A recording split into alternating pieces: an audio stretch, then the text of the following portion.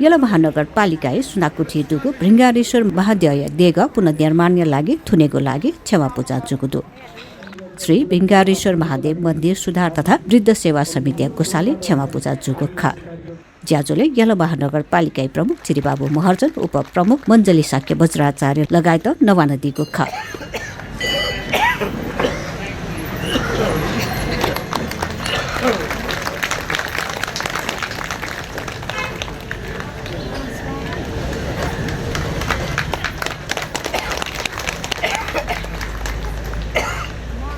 मेरो एउटा विशेष अनुरोध छ यसको चाहिँ प्रमाणीकरण हुनुपर्छ खोज नीति गर्नुपर्छ हामीले खोजौँ र अहिलेसम्मको भनाइलाई चाहिँ हामीले पुष्टि गर्न सक्ने आधार चाहिँ मैले देखेको छैन तसर्थ त्यो पुष्टि गर्नको निमित्त पनि कसैले रिसर्च गर्नुपर्छ होला त्यतातिर पनि हाम्रो ध्यान जाओस् भनेर मैले विशेष रूपमा अनुरोध गरेँ अब यो मन्दिर बनाउने सन्दर्भमा यसको डिजाइन इस्टिमेसन डिपिआर सबै कुरा भइसकेको छ एकदम चिटिक्क परेको छ बनिसक्दाखेरि त मलाई जहाँसम्म लाग्छ पशुपतिनाथको मन्दिरले पनि भ्याउँदैन होला एकदमै राम्रो हेर्दाखेरि चिटिक्क परेको रहर लाग्दो र मैले चाहिँ मेयरको हैसियतले यो मन्दिर बनाउने भन्ने कुरा निस्किनासाथ यसको पृष्ठभूमिमा अलिकति अध्ययन गरिसकेपछि मैले चाहिँ भीष्म प्रतिज्ञा गरेँ कि यो मन्दिर बनाउनुको निमित्त म एकदमै लाग्नुपर्छ र यो मन्दिर पुरा गर्छु गरेरै छाड्छु भन्ने मैले वचनबद्धता जाहेर गरेँ भीष्म प्रतिज्ञा गरेँ र सोही बमोजिम बजेटको पनि विनियोजन गरेको छु सोही बमोजिम हामीले 1 करोडभन्दा बढी पैसा राख्यो भनेदेखि टेन्डर गर्नुपर्छ तसर्थ 1 करोड गरेर हामीले चाहिँ महानगरपालिकाबाट पैसा दिने बजेट दिने भनेर गत वर्ष हामीले 1 करोडको बजेटको व्यवस्थापन गरिसक्यौँ र सोही पैसा लगायत अन्य पैसाबाट चाहिँ यसमा अहिले शिलान्यास गरिसकेपछि जुन हाम्रो काठको काम हुन्छ त्यो चाहिँ निकै समय लाग्ने भएको हुनाले हामीले दिएको त्यो पैसाबाट र त्यसमा नपुग अन्य पैसाले चाहिँ यसको चाहिँ मतलब जुन कुल कार्मिकको कामहरू राम्रोसँग अगाडि बढिसकेको छ मैले पनि 3-4 पटक बुङ्गमतीमा गएर हेरिसकेको छु हेर्दाखेरि रहर लाग्दो छ एकदमै त्यहाँ चाहिँ यति राम्रोसँग काम भइरहेको छ कि हेर्दाखेरि नै एकदमै थुक लिनु लाग्ने किसिमको त्यति राम्रो काम भइरहेको छ तसर्थ जब यसको काम शुभारम्भ हुन्छ त्यो ढोका चौकोट ल्याएर चाहिँ यहाँ जब जडान गरिन्छ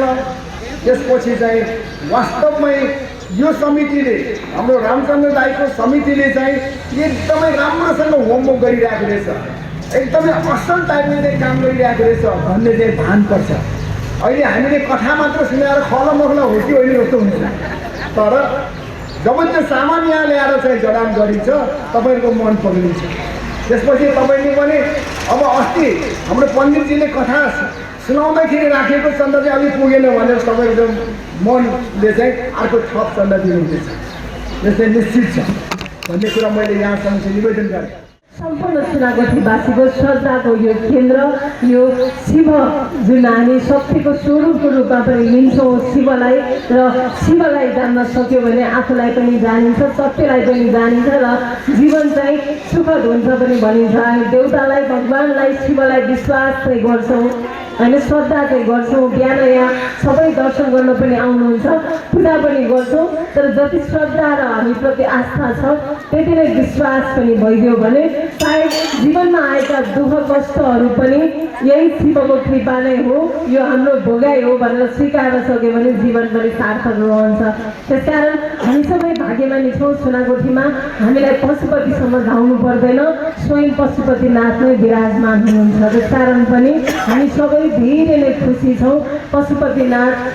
काठमाडौँमा भए पनि ढिङ्गारेश्वर महादेवको कृपा हाम्रो सुनागढी र ललितपुर महानगरमा छ। त्यसकारण लामो समयदेखि यसको पुनर्निर्माणको लागि पहल भइरहेको काम कोसिस भइरहेको थियो र यो डिपिआर पनि यसको डिपिआरको जग नै धेरै तलसम्म 2-3 तल्ला तलसम्म रहेको कुरा पनि यहाँ सबैलाई अवगतै छ। एउटा इन्टासम्मको पनि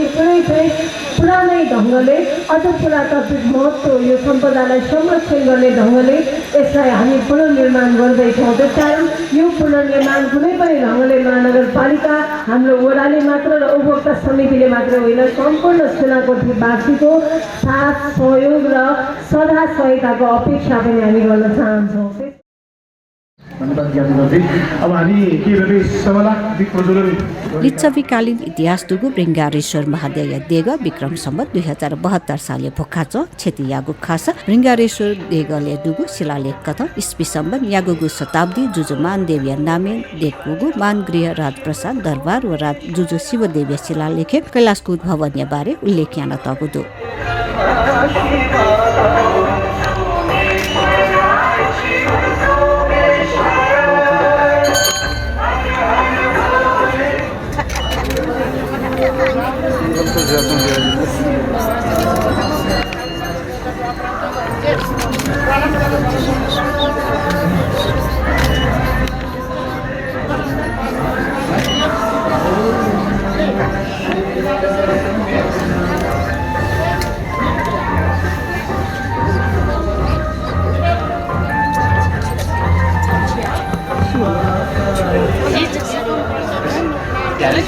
Saya din ako guys.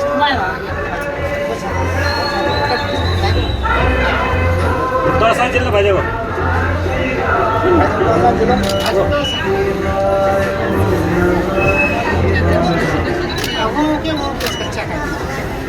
मतलब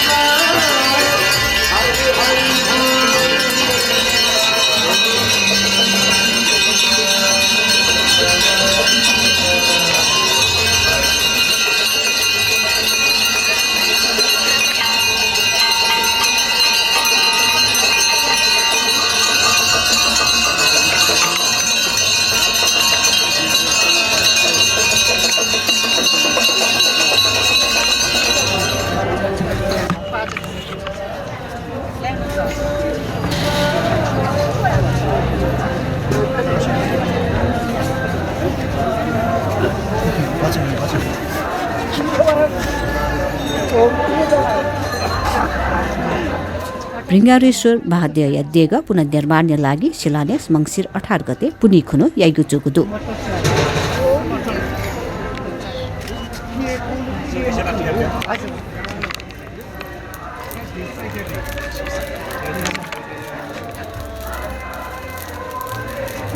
ओम चंद्रमा मानस सूर्याचा गायस मुखादेन रता तो मुख दीपम चर्चे ओम नमो नारायण नमस्ते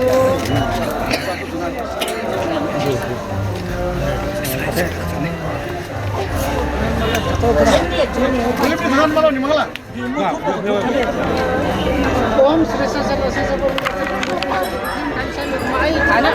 ओम देवटिलम सबला गीत नारायण नमस्ते